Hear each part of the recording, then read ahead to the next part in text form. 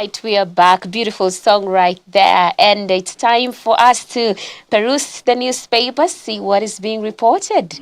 And Gigi, I don't know what Well, you have there. I do have the Standard, and Yes, they go with the headline "Blood blood Money," money. and they say, "Hush, hush! It's become routine, almost a ritual. The state pulls the trigger, then shows up with flowers and a fat check. No justice, no accountability, just blood on the pavement and a press release to clean it up. You are being gunned down in a broad daylight. The government's response waived hospital bills, token donations, revealing lack of respect for human life. Boniface Mwangi Karaoke was shot at point blank range in the head during a protest against police brutality. He died 12 days later in ICU. Government says it will waive his hospital bill. Albert Ojwang died in police custody, and before suspects were even charged, the government delivered a 3 million shillings condolence package, built his parents a house, and promised his widow a job. That is the story that is covered on pages 4, 5, 6, and 7. And you can read that story as well. They call it blood money. And former, or rather, should I say, former member of parliament and the second liberation hero, this is Gitobu Imanyara, says, Gen Z protesters, not saboteurs. They are patriots of the highest order. That's according to Gitobu Imanyara. And then I see here, bank has been ordered to pay 284 million shillings that was withdrawn from Koinange's family account. That's an interesting one. Then there is need to rethink how protests are conducted. That's a story that is also inside the Standard. And the fate of the NGCDF billions is now in the hands of Senate after MPs approved the bill. So Parliament has made an amendment to entrench the controversial National Government Constituency Development Fund into the Constitution. And pressure is mounting on Ruto to sack security chiefs as Sabasaba nears. And talking of protests, Yeah. there is a proposal here. Of course, this one I expected to draw a lot of acrimony, hue and cry as well.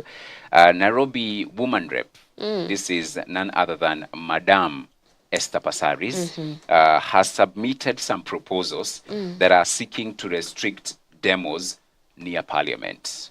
Wow. Yeah, so she says that following what we have observed, there is need for Parliament to be sort of protected, and yeah, I was telling you, every time we have issues, it shows you the priorities of this I nation. know. You know that we have done everything else. Oh See how my quickly goodness. some of these members of parliament are, Yeah. in trying to safeguard themselves, protect themselves, and Yep. all, as opposed to addressing some of the issues. some of these young people are calling for, are raising as well. They have totally given a blind eye. Miss the point. Miss the point. And so what do? Let's Oh let's my. protect ourselves. Let's cordon Oh off my. parliament. Hata wakipiga kelele watakuwa huko mbali. Yeah. So I keep asking myself, what is the easiest thing to do? Is it doing the right thing or trying to cover up and protecting and And yet they cannot stop. my friend, we You already know? have laws, we have a constitution, and it says so many things. So even this one in itself, unless they amend the constitution, Kenyans and their protests are protected by the constitution. Yep. So no amount of, what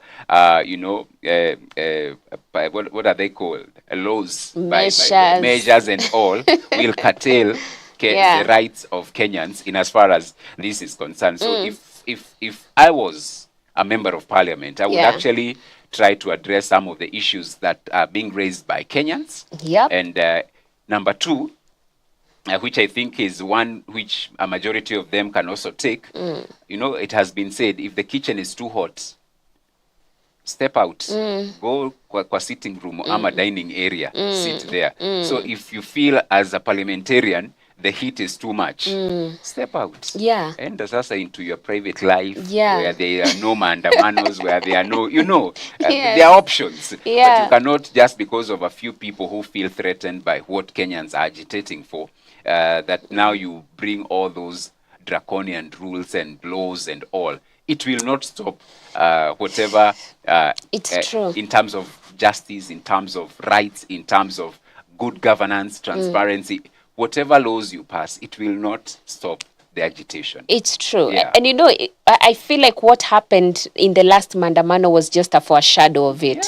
Yeah. That police officers were everywhere trying to stop vehicles Yes. from getting into town. But still, So really whatever they were trying to prevent didn't work. Because that's people what I'm still telling you, were full. because you see, Beatrice, if you look at and you ask yourself, Yeah. look at the huge number of people who are in those mandamanos. Were they not supposed to be working? So it continues unless we address the issue of unemployment. Exactly. If we don't, unless we address the issue of, transition into universities, colleges, and all, and making it accessible Seamless, and also accessible, but also people can be able to afford. So accessible and affordable. Then we will continue with it. It's just, but it's not if, it's when we will yet have another mammoth demonstration, because That's true. we continue to bury our heads in the sand as opposed to addressing the issues that are being raised. Yeah. So it's easier for me, if you ask me, we start the process of passing laws, not to curtail rights of Kenyans, but laws that will facilitate these Kenyans to access education, access, create more employment, conducive environment for investors to come into this country, so that these young people can be absorbed into the job market. Yeah. But if the response by those we have elected is, stop them from demonstrating in this area, stop them from doing this, Send goons. Send goons. My friend, you are just even worsening and adding fuel into this whole situation. And even suggesting that they be shot if they come near police stations. So everything actually going round is not addressing the issues that are leading to the protests. Have been raised. Yeah. There are so many. You remember from last year. Valid issues. Valid issues. Transparency, accountability, good governance, conducive environment, creating job opportunities in this country, accessible, affordable healthcare, accessible, affordable education system. But all those things still are not being addressed. Yeah.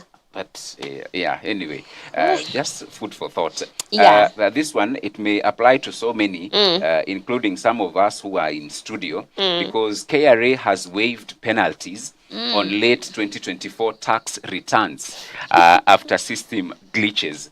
So if you have not yet, or you are late in filing, not to worry, you will not be penalized. But then again, the deadline for filing has been extended to the 5th of this month. And so fanya hima wale ambao have not filed their returns to ensure that you do the same before the lapse of the new date. Then conservationists slam Atwoli over push to scrap Nairobi National Park. US approves Gilead's twice-yearly injection to prevent HI. There you can read that as well inside the Daily Nation, or rather the Standard. And the pullout inside the Standard this morning, they say it's the Enterprise pullout. Push for counties to brand own products. So that's a story that is on page 4 and 5. And then regional states to cut trade barriers on horticulture. That's another story that is on page 3. And mandatory marine insurance for imports takes effect. That is on the pullout. That is the Enterprise pullout. All right. Let me now maybe skim through the Daily Nation, just seeing what is being reported. The first history here is Ruto's draconian bill on protest. Let's see. Stung by a wave of youth-led anti-government protests, President William Ruto's administration has lined up a new bill that seeks to demarcate areas for holding demos while stipulating fines and jail terms for anyone found in undesignated locations, such as Parliament, police station, courts, and other protected areas. That is the story we have just highlighted, covered in pages 4 and 5. And looking at some of the numbers here, I'm seeing 100,000 shillings. This is the fine if found guilty of participating in demonstrations in undesignated areas. I'm seeing 3 months is the jail term if found guilty of participating in demos outside the demarcated areas. And we have 100 meters. Demonstrators will not be allowed to picket in areas within a radius of 100 meters from the precincts of Parliament, protected areas, and a building in which a courtroom is situated. So that is what is being reported. And the Daily Nation here is just quoting Esther Passaris, who is saying here, this law is not meant to criminalize protest. It's not meant to silence anyone, but to bring order and protect people. It's a measure to ensure protests are not hijacked by goons. Order is not an infringement of democracy. I feel definitely this is hii ni ile kitu inakuwa sugar coated, inakaa very but deeply rooted is the fact that we are addressing the wrong issue. Exactly. How about we stop protest once and for all? As opposed to trying to control them, because you see, even when they put the barbed wires in some places, people still you saw people marching on State House Road as if there was nothing there. So that tells you that you can't really prevent these people from doing what they ought to do. But now we can actually do away with the protests if only the government would address the issues that it needs to address. But I see here also, no thank you, over 42,000 students shun varsity placement. Okay, interesting.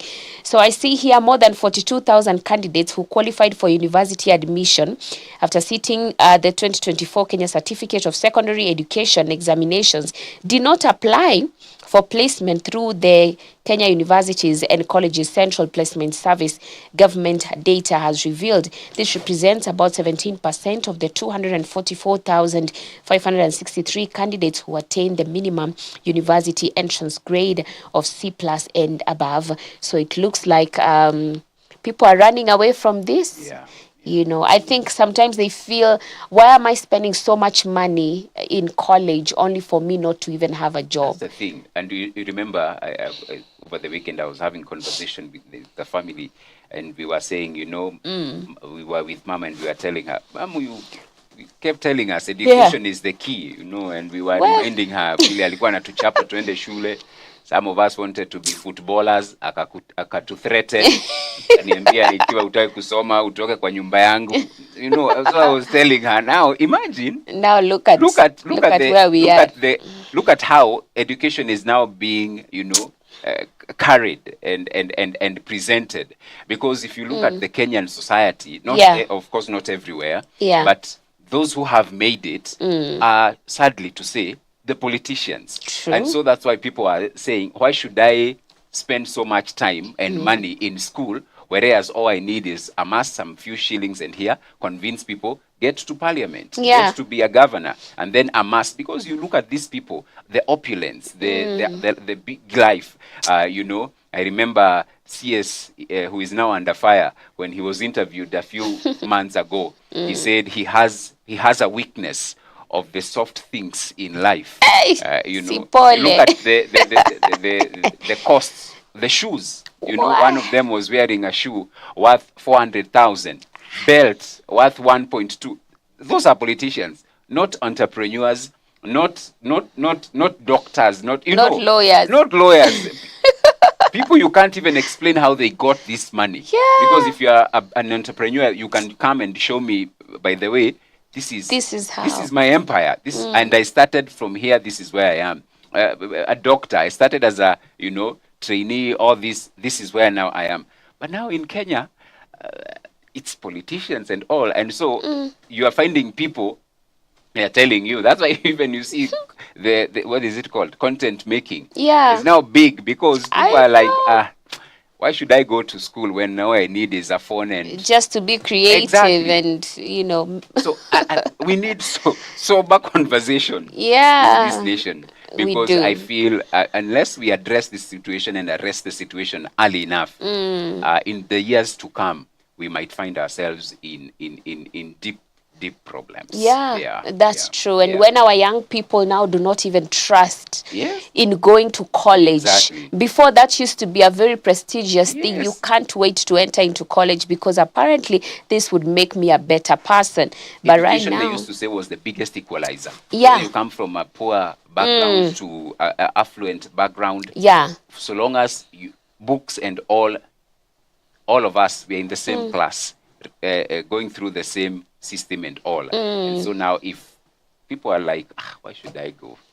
It's so sad. it's sad sad. and unfortunate. Yeah. But I see that time is far much spent. Let me just look at one more story here that is covered on the Daily Nation, and that is Dead or Alive. Where is blogger and Diangui? Judge tells DCI to end drama and produce missing man. So Justice Chacha Mwita orders DCI boss Mohammed Amin to appear in person before the court tomorrow at 11 a.m. to explain the whereabouts of IT expert Ndiangui Kinyagia, who is also a popular online commentator. I think we have looked at his story recently, and also on the health sector. Wait for your tumor to grow or pay cash. SHA to cancer patient. Can you imagine? Wait for your tumor to grow or pay cash. Can you imagine? Like, we are playing with the life as though it's quite unfortunate, That's why I'm honestly. telling you. Now, those are some of the things Yeah, the legislators should be discussing, but not anymore. But not anyway, anymore. yeah, let's see how we can stop protests Yeah. from accessing Bunge. Anyway, Yeah. you can read that and much more in today's newspapers. Let's continue to pray for this nation, for sobriety, for wisdom, for knowledge that only comes from above, and for God to minister to all of us, That's true. those in leadership and those who are being governed as well. Amen. Right about now, why don't we zama kidogo to pave way for the video of the day, and then we come back.